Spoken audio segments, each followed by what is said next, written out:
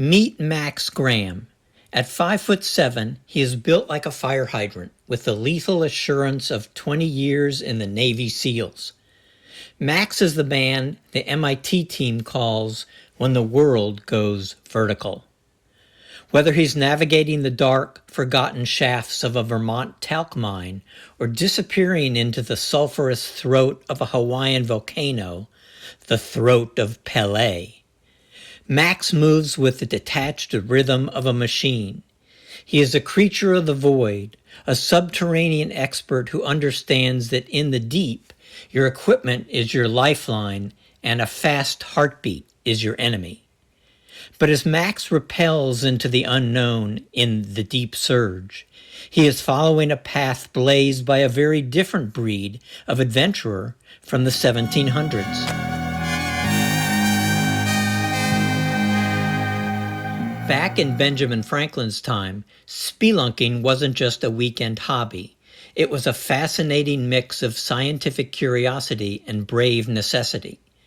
While Franklin was busy capturing lightning in a jar, other explorers were venturing into the bowels of the earth in search of saltpeter for making gunpowder or lead for muskets.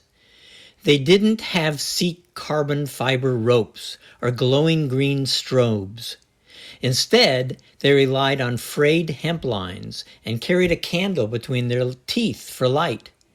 These pioneers sought out the natural curiosities of the Enlightenment, often squeezing through tight passages that would make even a modern Navy SEAL feel claustrophobic, all in their quest to uncover the hidden mysteries of a world they saw as a giant living machine.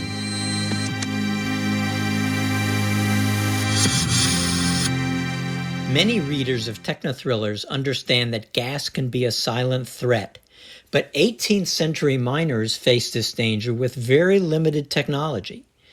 They quietly referred to the damps, which were invisible air pockets that could either suffocate instantly, called the choke damp, or ignite with a single candle flame, called the fire damp. To keep safe, they relied on the canary. The canary was not initially a bird. This was a man wrapped in damp rags who would carefully crawl into a shaft, carrying a long pole and a candle, to deliberately ignite small pockets of gas before the main crew entered. It was a tense, high-stakes game of managing thermal risks played out in near darkness, a primitive precursor to the high-tech sensors Max Graham wears today.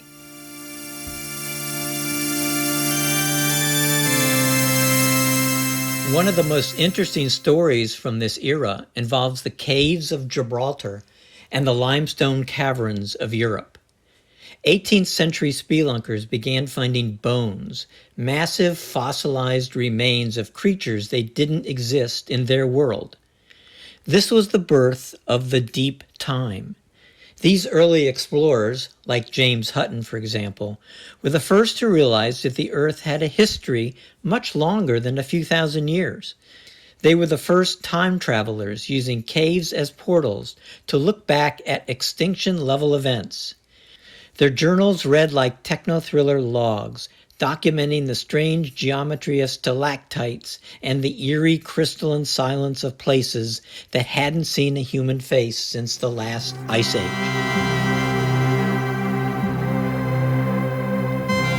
Whether it's our cave diver Max vanishing into a volcanic vent in a cloud of white sulfur, or an Enlightenment-era miner descending in a Vermont hillside with a hemp rope and a dream of discovery, the mission is the same: to find what is hidden in the dark.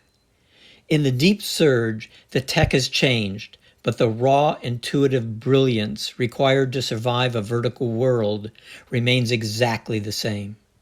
Worlds are colliding once again, and sometimes the only way to save the future is to understand the grit of the men who conquered the caves of the past. I'm Lee D. Blumenthal, and I'll see you at the next collision of time.